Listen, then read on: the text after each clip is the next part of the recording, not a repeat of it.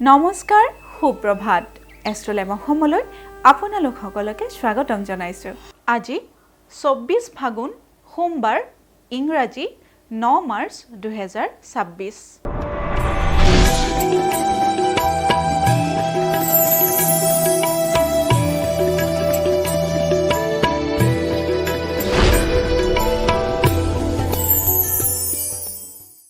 পঞ্চাং অনুসৰি আজিৰ দিনটোৰ ৰাশি ফল মেঘ ৰাশি।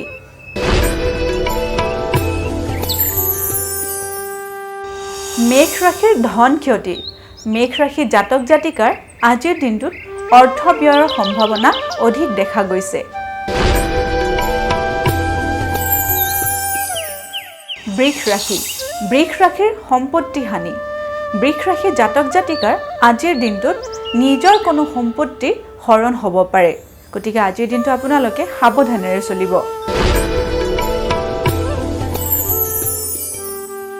মিথুন ৰাশি। মিথুন ৰাশিৰ কৰ্মলাভ। মিথুন ৰাশি জাতক জাতিকাৰ আজিৰ দিনটোত নতুন কৰ্মলাভৰ সুযোগ দেখা গৈছে।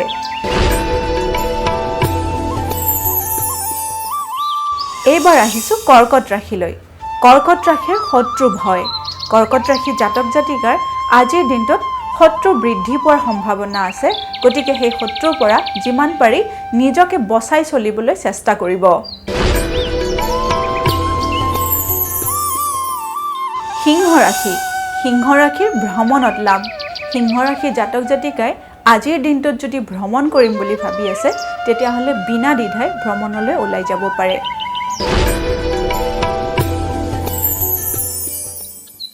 কন্যা ৰাশি।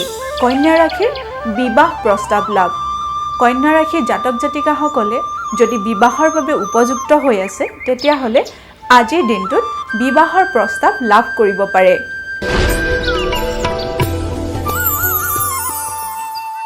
তুলা ৰাশি। তুলা ৰাশিৰ বন্ধুৰ সহায়। তুলা ৰাশিৰ জাতক জাতিকাসকলে আজিৰ দিনটোত নিজৰ যিকোনো বন্ধুৰ পৰা সহায় লাভ কৰিবলৈ সক্ষম হ'ব।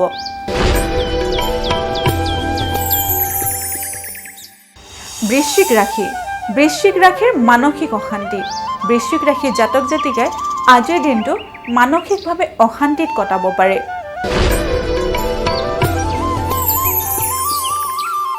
ধনু ৰাশি। ধনু ৰাশিৰ অস্ত্ৰাঘাতৰ ভয়।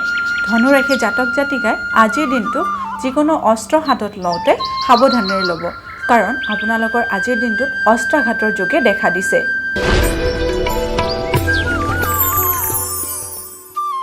এইবাৰ আহিছোঁ মকৰ ৰাশিলৈ। মকৰ ৰাশিৰ ভাতৃৰ পৰা কষ্ট। মকৰ ৰাশিৰ জাতক জাতিকাসকলে আজিৰ দিনটোত নিজ ভাতৃৰ পৰা মনোকষ্ট পাব পাৰে।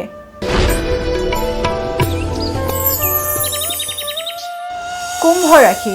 কুম্ভ ৰাশিৰ বন্ধুত্ব বিৰোধ। কুম্ভ ৰাশিৰ জাতক জাতিকাসকলে আজিৰ দিনটোত নিজৰ বন্ধু বান্ধৱীসকলৰ লগত মতবিৰোধ ঘটিব পাৰে।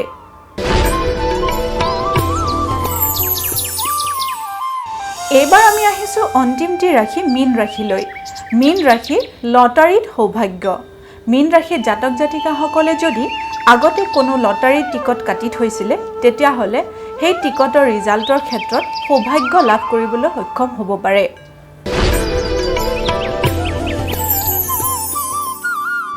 এয়াই আছিল আজিৰ দিনটোৰ ৰাশিফল। এষ্ট্ৰলেম অসমৰ ৰাশিফল অনুষ্ঠানটিৰ পৰা আজিলৈ মই বিদায় মাগিছোঁ। আপোনালোকৰ দিনটো শুভ আৰু মংগলময় হওক তাৰেই কামনা কৰিছোঁ। ধন্যবাদ।